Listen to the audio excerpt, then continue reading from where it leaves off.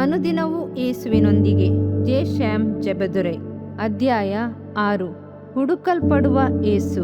ಆತನನ್ನು ಹುಡುಕಿ ಕಾಣದೆ ತಿರುಗಿ ಯೆರೂಸಲೇಮಿಗೆ ಹುಡುಕಿಕೊಂಡು ಹೋದರು. ಲೂಕ 2:45. ಯೇಸು ಎಲ್ಲಿ ಎಂದು ಶಾಸ್ತ್ರಿಗಳು ಹೆರೋದನ ಅರಮನೆಯಲ್ಲಿ ಹುಡುಕಿದರು. ಆತನ ತಾಯಿಯು ಯೋಸೇಫನು ಜಾತ್ರೆ ಗುಂಪಿನಲ್ಲಿದ್ದವರಲ್ಲಿ ಆತನನ್ನು ಹುಡುಕಿದರು. ಮಗ್ದಲದ ಮರಿಯಳು ಸಮಾಧಿಯಲ್ಲಿ ಆತನನ್ನು ಹುಡುಕಿದಳು. ಈ ದಿನಗಳಲ್ಲಿ ಜನರು ಆತನನ್ನು 4 ಗೋಡೆಗಳ ಮಧ್ಯದಲ್ಲಿ ಹುಡುಕುತ್ತಾರೆ. ಪುಣ್ಯ ಸ್ಥಳಗಳಲ್ಲಿ ಹುಡುಕುತ್ತಾರೆ. ತಪ್ಪಾದ ಸ್ಥಳಗಳಲ್ಲಿ ಹುಡುಕುವುದು ಮಾತ್ರವಲ್ಲ, ತಪ್ಪಾದ ಉದ್ದೇಶಗಳಿಗಾಗಿಯೂ ಆತನನ್ನು ಹುಡುಕುತ್ತಾರೆ. ಆಹಾರಕ್ಕಾಗಿ ಆತನನ್ನು ಹುಡುಕಿದರು. ದೆವ್ವಗಳನ್ನು ಓಡಿಸಲು ಆತನನ್ನು ಹುಡುಕಿದರು. ಲೂಕ 4:42. ಆತನ ಪ್ರಸಂಗವನ್ನು ಕೇಳಲು ಆತನನ್ನು ಹುಡುಕಿದರು. ಮಾರ್ಕ 1:37.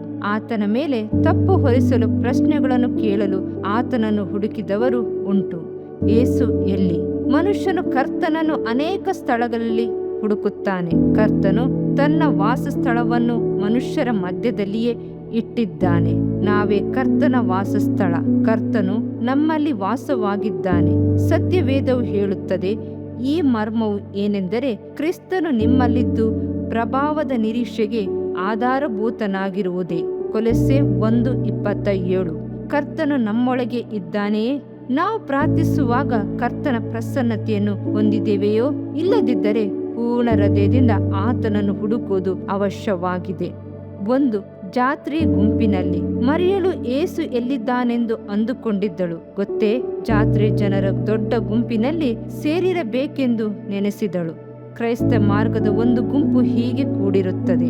ಇವರು ಹಬ್ಬದ ಕ್ರೈಸ್ತರು. ಕ್ರಿಸ್ಮಸ್ ಹಬ್ಬವೆಂದರೆ ಆಲಯಗಳು ತುಂಬಿರುತ್ತದೆ. ಬಹಳ ಸಂಭ್ರಮದಿಂದ ಕೂಡಿರುತ್ತಾರೆ. ಆದರೆ ಕ್ರಿಸ್ತನು ಎಲ್ಲಿ? ದೊಡ್ಡ ದೊಡ್ಡ ಸುವಾರ್ಥ ಕೂಟಗಳಲ್ಲಿ ಜನರು ಬರುತ್ತಾರೆ. ಒಳ್ಳೆಯದು, ಸರಿ. ಆದರೆ ನಮ್ಮೊಳಗೆ ಕ್ರಿಸ್ತನು ಇದ್ದಾನೋ? ಕ್ರಿಸ್ತನಲ್ಲಿ ಬಾಧ್ಯತೆ ಹೊಂದದೆ ಹೋದರೆ ಏನು ಲಾಭ? ಅಂದು ಮರಿಯಳು ಜಾತ್ರೆ ಜನರ ಗುಂಪಿನಲ್ಲಿ ಯೇಸು ಇದ್ದಾನೆಂದು ತಿಳಿದಿದ್ದಳು. ತಪ್ಪಾದ ತಿಳುವಳಿಕೆ. ಅಸ್ಯ ಸೀಮೆಯ ಸಭೆಗಳಲ್ಲಿ ಲವೋದಿಕೀಯ ಸಭೆಯು ಯೇಸುವನ್ನು ಹೊರಗಡೆ ನಿಲ್ಲಿಸಿತು. ಆತನು ಬಾಗಿಲಲ್ಲಿ ನಿಂತುಕೊಂಡು ತಟ್ಟುತ್ತಿದ್ದನು. ಒಬ್ಬನಾದರೂ ತನ್ನನ್ನು ಹುಡುಕುತ್ತಾನಾ? ನನ್ನ ಶಬ್ದವನ್ನು ಕೇಳಿ ಬಾಗಿಲನ್ನು ತೆರೆಯಲಾರನಾ ಎಂದು ಕಾದುಕೊಂಡಿದ್ದನು. ಪ್ರಕಟಣೆ 3:20. 2. ಬಂಧು ಬಳಗದವರಲ್ಲಿ. ಜಾತ್ರೆ ಗುಂಪಿನಲ್ಲಿ ಯೇಸು ಇಲ್ಲವೆಂದು ತಿಳಿದ ಮರಿಯಳು ಯೇಸುವಿನ ಸ್ವಂತ ಜನರಲ್ಲಿ ಆತನನ್ನು ಹುಡುಕಿದಳು. ಒಂದು ಸಾರಿ ಯೇಸುವಿನ ಸಹೋದರ ಸಹೋದರಿಯರು ಆತನನ್ನು ಹುಡುಕಿಕೊಂಡು ಬಂದರು. ಆಗ ಯೇಸು ಹೇಳಿದನು, ಯಾರು ನನ್ನ ಸಹೋದರರು? ಯಾರು ನನ್ನ ಸಹೋದರಿಯರು? ನನ್ನ ತಂದೆಯ ಚಿತ್ತದಂತೆ ನಡೆಯುವವನೇ ನನಗೆ ಸಹೋದರರು, ಸಹೋದರಿಯೂ ತಾಯಿಯೂ ಆಗಿದ್ದಾನೆ ಎಂದನು. ಯೇಸುವನ್ನು ಅನೇಕರು ತಮಗೆ ಸ್ವಂತವೆಂದು ಹೇಳಬಹುದು. ದೊಡ್ಡ ದೊಡ್ಡ ಅನುಭವ ಸಾಕ್ಷಿಗಳನ್ನು ಹೇಳಬಹುದು. ಆದರೆ ಅವರು ತಂದೆಯ ಚಿತ್ತದಂತೆ ನಡೆಯದಿದ್ದರೆ ಕ್ರಿಸ್ತನು ಅವರ ಜೊತೆಗೆ ಇರುವುದಿಲ್ಲ. ಮರಿಯಳು ಯೇಸುವನ್ನು ಬಂಧು ಬಾಂಧವರಲ್ಲಿ ಕಾಣಲಿಲ್ಲ. 3. ಪರಿಚಿತಿಯವರಲ್ಲಿ. ಯಾರಾದರೂ ವ್ಯಾಧಿಯಿಂದ ನರಳುತ್ತಿರುವಾಗ ನಿಮ್ಮನ್ನು ಪ್ರಾರ್ಥಿಸಲು ಕರೆದರೆ ನೀವು ನಿಮಗೆ ತೊಂದರೆಯಾಗಬಹುದು ಎಂದು ತಿಳಿದು ಏನಾದರೂ ಒಂದು ನೆವ ಹೇಳಿ ತಪ್ಪಿಸಿಕೊಳ್ಳುತ್ತೀರಿ. ಪರಿಚಿತಿಯವರಲ್ಲಿ ಯೇಸುವನ್ನು ಹುಡುಕಿದ ಅನುಭವವೂ ಇದೆ. ಯೇಸುವನ್ನು ತಿಳಿದಿದ್ದಾರೆ. ಆತನನ್ನು ತಿಳಿದಿದ್ದರೂ ದೇವರ ಬಲವನ್ನು, ಆತನ ಪ್ರಸನ್ನತೆಯನ್ನು ಹೊಂದದೆ ವಿಶ್ವಾಸದಲ್ಲಿ ಬಲಹೀನರಾಗಿದ್ದಾರೆ. ಈ ಲೋಕದವರು ನಮ್ಮಲ್ಲಿ ಕ್ರಿಸ್ತನನ್ನು ಹುಡುಕುತ್ತಾರೆಂಬುದನ್ನು ಯಾರು ಮರೆಯಬಾರದು. ಗ್ರೀಕರು ಫಿಲಿಪ್ಪನ ಬಳಿಗೆ ಬಂದು, ಅಯ್ಯ, ಯೇಸುವನ್ನು ನೋಡಬೇಕೆಂದಿದ್ದೇವೆ ಎಂದು ಅವನನ್ನು ಬೇಡಿಕೊಂಡರು. ಯೋಹಾನ 12:21. ಇದಕ್ಕೆ ನಮ್ಮ ಉತ್ತರವೇನು? ಯೇಸು ಎಲ್ಲಿ? 4. 3 ದಿನಗಳ ಪ್ರಯಾಣದಷ್ಟು ದೂರ. ಯೇಸುವನ್ನು ಹುಡುಕಿಕೊಂಡು ತಿರುಗಿ ಮರಿಯಳು ಯೆರೂಸಲೇಮಿಗೆ ಹೊರಟಳು. 3 ದಿನಗಳ ಪ್ರಯಾಣ. ಈ ದಿನಗಳಲ್ಲಿ ಮರಿಯಳು ಆಹಾರ ನೀರನ್ನು ತೆಗೆದುಕೊಂಡಳೆಂದು ಭಾವಿಸುತ್ತೀರೆಯೋ? ನಾವು ಯೇಸುವನ್ನು ಕಳೆದುಕೊಂಡಿದ್ದರೆ ಉಪವಾಸದಿಂದಲೂ ಕಣ್ಣೀರಿನಿಂದಲೂ ಹುಡುಕಬೇಕು. ಯೇಸುವನ್ನು ಕಳೆದುಕೊಂಡು ಬಾಳುವುದರಲ್ಲಿ ಯಾವ ಅರ್ಥವೂ ಇಲ್ಲ. ಮರಿಯಳು 3 ದಿನಗಳು ಹಗಲಿರುಳು ಉಪವಾಸದಿಂದ ಆತನನ್ನು ಹುಡುಕಿದಳು. ಎಸ್ತೇರ್ ರಾಣಿಯೂ ಸಹ ಯೆಹೂದ್ಯರಿಗಾಗಿ 3 ದಿನಗಳು ಉಪವಾಸದಿಂದ ಪ್ರಾರ್ಥಿಸಿದಳು. 5. ಯೆರೂಸಲೇಮಿನಲ್ಲಿ. ಯೇಸು ಎಲ್ಲಿ, ಯಾವ ಸ್ಥಳದಲ್ಲಿ ಆತನನ್ನು ಬಿಟ್ಟರೂ ಅದೇ ಸ್ಥಳದಲ್ಲಿ ಯೇಸು ಇದ್ದನು. ಯೆರೂಸಲೇಮ್ ಎಂಬುದು ನಮ್ಮ ಹೃದಯವನ್ನು ಸೂಚಿಸುತ್ತದೆ. ಯೆರೂಸಲೇಮ್ ಎಂಬ ಪದಕ್ಕೆ ಸಮಾಧಾನದ ನಗರ ಎಂದು ಅರ್ಥ. ಅಂತರಾಳದಲ್ಲಿ ದೇವ ಸಮಾಧಾನವು ತುಂಬುವವರೆಗೆ ಆತನನ್ನು ಹುಡುಕೋಣ. ಪರಮಗೀತದಲ್ಲಿ ಒಂದು ಸುಂದರವಾದ ದೃಶ್ಯವು ಬರೆಯಲ್ಪಟ್ಟಿದೆ. ರಾತ್ರಿಯಲ್ಲಿಯೂ ಹಾಸಿಗೆ ಮೇಲೆ ನನ್ನ ಪ್ರಾಣ ಪ್ರಿಯನನ್ನು ಹುಡುಕಿದೆನು. ಎಷ್ಟು ಹುಡುಕಿದರೂ ಸಿಕ್ಕಲಿಲ್ಲ. ನಾನು ಎದ್ದು ಊರಲ್ಲಿ ತಿರುಗುವೆನು, ಬೀದಿಗಳಲ್ಲಿ ಚೌಕಗಳಲ್ಲಿಯೂ ನನ್ನ ಪ್ರಾಣ ಪ್ರಿಯನನ್ನು ಹುಡುಕುವೆನು ಎಂದುಕೊಂಡೆನು. ಎಷ್ಟು ಹುಡುಕಿದರೂ ಸಿಕ್ಕಲಿಲ್ಲ. ಊರಲ್ಲಿ ತಿರುಗುವ ಕಾವಲುಗಾರರ ಕೈಗೆ ಸಿಕ್ಕಿದೆನು. ಅವರನ್ನು ಬಿಟ್ಟು ತುಸು ಹೊತ್ತಿನೊಳಗೆ ನನ್ನ ಪ್ರಾಣ ಪ್ರಿಯನನ್ನು ಕಂಡುಕೊಂಡು ತಾಯಿಯ ಮನೆಗೆ, ನನ್ನನ್ನು ಹೆತ್ತವಳ ಕೋಣೆಗೆ ಸೇರುವ ತನಕ ಬಿಡದೆ ಹಿಡಿದುಕೊಂಡೇ ಹೋದೆನು. ಪರಮಗೀತ 3:1-4. 6. ಹುಡುಕಿರಿ, ನಿಮಗೆ ಸಿಕ್ಕುವುದು. ಕರ್ತನು ನಮಗೆ ಕೊಟ್ಟಿರುವ ಒಳ್ಳೆಯ ವಾಗ್ದಾನವಿದು. ಹುಡುಕಿರಿ, ನಿಮಗೆ ಸಿಕ್ಕುವುದು. ಮತ್ತಾಯ 7:7. ಜ್ಞಾನಿಯಾದ ಸೊಲೊಮೋನನು ಹೀಗೆ ಹೇಳುತ್ತಾನೆ, ಹುಡುಕುವುದಕ್ಕೆ ಒಂದು ಸಮಯ ಉಂಟು. ಪ್ರಸಂಗಿ 3:6. ಸಮಯವು ಕಳೆದು ಹೋದ ಮೇಲೆ ಹುಡುಕುವುದರಿಂದ ಪ್ರಯೋಜನವಿಲ್ಲ. ಮರಣ ಹೊಂದಿದ ಮೇಲೆ ಆತನನ್ನು ಹುಡುಕಲು ಸಾಧ್ಯವೇ? ಸತ್ಯವೇದವು ಹೀಗೆ ಹೇಳುತ್ತದೆ, ನೀವು ಸಂಪೂರ್ಣ ಹೃದಯದಿಂದಲೂ ಮನಸ್ಸಿನಿಂದಲೂ ನಿಮ್ಮ ದೇವರಾದ ಕರ್ತನನ್ನು ಹುಡುಕಿದರೆ ಆತನು ನಿಮಗೆ ಸಿಕ್ಕುವನು. ಧರ್ಮೋಪದೇಶ ಕಾಂಡ 4:29. ಕರ್ತನು ಸಿಕ್ಕುವ ಕಾಲದಲ್ಲಿ ಆತನನ್ನು ಆಶ್ರಯಿಸಿರಿ. ಆತನು ಸಮೀಪದಲ್ಲಿರುವಾಗ ಆತನಿಗೆ ಬಿನ್ನಹ ಮಾಡಿರಿ. ಯೆಶಾಯ 55:6. ಇದರಿಂದ ನಿನ್ನ ದೇಹಕ್ಕೆ ಆರೋಗ್ಯವು, ಎಲುಬುಗಳಿಗೆ ಸಾರವು ಉಂಟಾಗುವವು. ಜ್ಞಾನೋಕ್ತಿಗಳು 3ನೇ ಅಧ್ಯಾಯ 8ನೇ ವಾಕ್ಯ.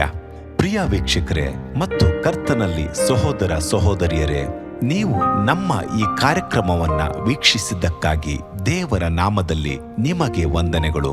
ದೇವರ ವಾಕ್ಯವು ನಮ್ಮ ಎಲುಬಿಗೆ ಬಲವೂ ಸಾರವೂ ಆಗಿದೆ ಎಂದು ಸತ್ಯವೇದವು ಹೇಳುವಂತೆ ಈ ಕಾರ್ಯಕ್ರಮವು ನಿಮಗೆ ಆಶೀರ್ವಾದಕರವಾಗಿದೆ ಎಂದು ನಂಬುತ್ತೇವೆ. ಪ್ರಿಯ ವೀಕ್ಷಕರೇ, ನಮ್ಮ ಈ ಸೇವೆಗಾಗಿ ಪ್ರಾರ್ಥಿಸಿರಿ ಮತ್ತು ಎಲ್ಲಾ ಕಾರ್ಯಕ್ರಮಗಳನ್ನ ಇತರರೊಂದಿಗೆ ಶೇರ್ ಮಾಡಿರಿ. ಅದೇ ರೀತಿಯಾಗಿ ನಮ್ಮ ಈ ಯೂಟ್ಯೂಬ್ ಚಾನೆಲ್ ಅನ್ನು ಸಬ್ಸ್ಕ್ರೈಬ್ ಮಾಡಿರಿ ಹಾಗೂ ಲೈಕ್ ಮಾಡಿ. ನಿಮ್ಮ ಅನಿಸಿಕೆಗಳನ್ನು ಕಮೆಂಟ್ ಬಾಕ್ಸ್ನಲ್ಲಿ ನಮಗೆ ತಿಳಿಯಪಡಿಸಿ. ನಮ್ಮ ಸಂಖ್ಯೆ 7022104605.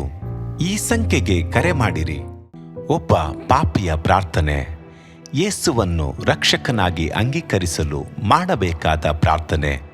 ಪ್ರಿಯ ಪರಲೋಕದ ತಂದೆಯೇ, ಯೇಸುವಿನ ಹೆಸರಿನಲ್ಲಿ ನಾನು ನಿನ್ನ ಬಳಿಗೆ ಬಂದಿದ್ದೇನೆ.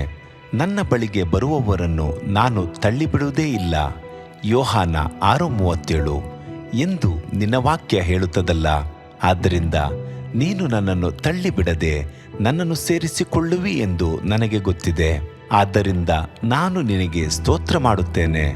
ನೀನು ನಿನ್ನ ವಾಕ್ಯದಲ್ಲಿ ನೀನು ಯೇಸುವನ್ನೇ ಕರ್ತನೆಂದು ಬಾಯಿಂದ ಅರಿಕೆ ಮಾಡಿಕೊಂಡು ದೇವರು ಆತನನ್ನು ಸತ್ತವರೊಳಗಿಂದ ಎಬ್ಬಿಸಿದನೆಂದು ಹೃದಯದಿಂದ ನಂಬಿದರೆ ನಿನಗೆ ರಕ್ಷಣೆಯಾಗುವುದು ಎಂತಲೂ, ಕರ್ತನ ನಾಮವನ್ನ ಹೇಳಿಕೊಳ್ಳುವವರೆಲ್ಲರಿಗೆ ರಕ್ಷಣೆಯಾಗುವುದೆಂತಲೂ ಬರೆದಿದೆ. ರೋಮ 10:9-13ನೇ ವಾಕ್ಯ. ಯೇಸು ಕ್ರಿಸ್ತನು ದೇವಕುಮಾರನೆಂದು ನನ್ನ ಹೃದಯದಲ್ಲಿ ನಂಬುತ್ತೇನೆ. ನನ್ನನ್ನು ನೀತಿವಂತನನ್ನಾಗಿ ಮಾಡುವುದಕ್ಕಾಗಿ ಆತನು ಸತ್ತವರೊಳಗಿಂದ ಎಬ್ಬಿಸಲ್ಪಟ್ಟನು ಎಂದು ನಂಬುತ್ತೇನೆ. ನಾನು ಆತನ ನಾಮವನ್ನ ಹೇಳಿಕೊಳ್ಳುತ್ತೇನೆ. ಯೇಸುವೇ, ನೀನೇ ಕರ್ತನು. ತಂದೆಯೇ, ನೀನು ನನ್ನನ್ನು ರಕ್ಷಿಸಿದಿ ಎಂದು ನಾನು ನಂಬುತ್ತೇನೆ. ನಿನ್ನ ವಾಕ್ಯವು ಹೇಳುತ್ತದೆ, ಮನುಷ್ಯನು ಹೃದಯದಿಂದ ನಂಬುವುದರ ಮೂಲಕ ನೀತಿಯು ದೊರಕುತ್ತದೆ, ಬಾಯಿಂದ ಅರಿಕೆ ಮಾಡುವುದರ ಮೂಲಕ ರಕ್ಷಣೆಯಾಗುತ್ತದೆ. ರೋಮ 10:10. ನಾನೀಗ ನನ್ನ ಹೃದಯದಲ್ಲಿ ನಂಬುತ್ತೇನೆ ಹಾಗೂ ಯೇಸುವೇ ನನ್ನ ಕರ್ತನೆಂದು ಅರಿಕೆ ಮಾಡುತ್ತೇನೆ. ಆದುದರಿಂದ ನಾನೀಗ ರಕ್ಷಣೆ ಹೊಂದಿದ್ದೇನೆ. ಅಪ್ಪಾ ತಂದೆಯೇ, ನಿನಗೆ ಸ್ತೋತ್ರ. ಲೂಕನು ಬರೆದ ಸುವಾರ್ತೆ 11ನೇ ಅಧ್ಯಾಯದಲ್ಲಿ ಬರೆದಿರುವಂತೆ, ನಿಮ್ಮಲ್ಲಿ ತಂದೆಯಾದವನು ಮೀನನ್ನು ಕೇಳುವ ಮಗನಿಗೆ ಮೀನು ಕೊಡದೆ ಹಾವನ್ನು ಕೊಡುವನೆ? ಅಥವಾ ತತ್ತಿಯನ್ನು ಕೇಳಿದರೆ ಚೇಳನ್ನು ಕೊಡುವನೆ?